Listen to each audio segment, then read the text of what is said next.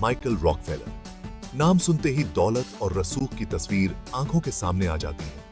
America के सबसे अमीर और ताकतवर परिवारों में से एक में जन्मे माइकल के लिए जिंदगी हर तरह के मौकों से भरी हुई थी। लेकिन माइकल अपने रईस परिवार की बनाई सोने की पिंजरे से दूर कुछ अलग करना चाहते थे। उन्हें कला की दुनिया में अपना रास्ता मिला, खास तौर पर आदिवासी कलाकृतियों की खुरदरी और आदिम सुंदरता ने उन्हें अपना दीवाना बना लिया। अपने इसी जुनून की वजह से वो इन कलाकृतियों को जमा करने लगे, उनका अध्ययन करने लगे और आखिरकार इन मनमोहक कृतियों के स्रोत तक पहुंचने के लिए निकल पड़े। रहस्यों से घिरा हुआ न्यू गिनी का दूर दराज द्वीप उन्हें अपनी ओर खींचता रहा।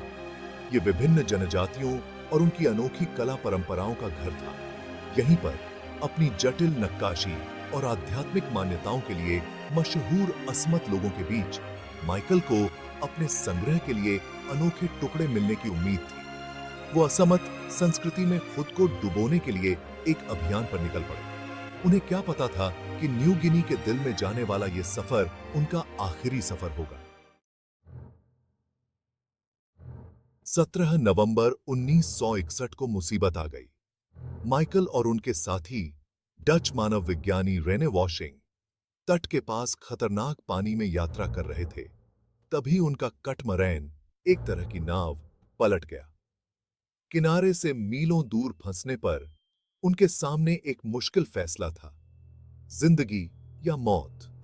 उन्हें लगा कि वो तैर कर सुरक्षित जगह पर पहुंच सकते हैं। माइकल ने थोड़ी सी उम्मीद और शायद थोड़ी सी मासूमियत के साथ वॉशिंग से अपने आखिरी शब्द कहे, मुझे लगता है मैं ये कर सकता हूं। और वो उफान मारती लहरों में कूद गए। वो अपने साथी को पीछे छोड़ गए। उसके बाद उन्हें जिंदा किसी ने नहीं देखा। माइकल रॉकफेलर के गायब होने की खबर से पूरी दुनिया में हंगामा मच गया।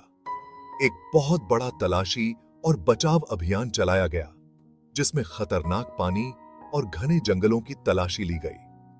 दिन हफ्तों में बदलते गए। हर गुजरते घंटे के साथ उम्मीदें धीमी होती गईं। लगातार कोशिशों के बावजूद माइकल का कोई सुराग नहीं मिला। आधिकारिक तौर पर उन्हें समुद्र में लापता घोषित कर दिया गया और माना गया कि वो डूब गए। लेकिन शरीर का न मिलना और जंगल की गहराइयों से आती फुसफुसाहट ने एक बेचैनी पैदा कर दी। माइकल रॉकफेलर की कहानी यहीं खत्म नहीं होती। अफवाहें फैलने लगी। पेड़ों से सरसराती हवा के साथ फुसफुसाहट सी सुनाई देने लगी। कहा जाता है कि असमत लोगों के पास घटनाओं का एक अलग ही संस्करण था। उन्होंने एक गोरे आदमी के बारे में बात की जो माइकल जैसा दिखता था और उनके गायब होने के कुछ समय बाद ही उनके गांव में दिखाई दिया था। कुछ कहानियों में तो और भी डरावनी बातें कही गईं, जैसे कि यह एक धार्मिक हत्या थी, सालों पहले डच गश्ती दल द्वारा मारे गए असमत पुरुषों का बदला। क्या माइकल रॉकफेलर को पकड़ लिया गया था? क्या प्राचीन आत्माओं को खुश करने के लिए उनकी बलि दे दी गई थी? रहस्य और सांस्कृतिक बाधाओं में लिपटा सच अब भी एक रहस्य ही बना हुआ है। सालों बाद एक विवादास्पद फिल्म सामने आई, जिसे कथित तौर पर 1969 में एक मिशनरी ने शूट किया था। अगर यह धुंधली फुटेज असली है, तो इसमें असमत पुरुषों का एक समूह दिखाई दे रहा है, जिनमें से एक की त्वचा काफी गोरी है और वो एक आदिवासी अनुष्ठान में भाग ले रहे हैं। क्या यह माइकल हो सकता है, जो सालों तक कैद में रहने के बाद जनजाति में घुल मिल गया हो? या यह सिर्फ रोशनी और परछाई का एक क्रूर खेल था, एक दुखी परिवार की बेबस उम्मीदों का एक प्रतिबिंब? फिल्म की सत्यता अभी भी अस्पष्ट है, जो माइकल रॉकफेलर के भाग्य के रहस्य को और भी गहरा बनाती है।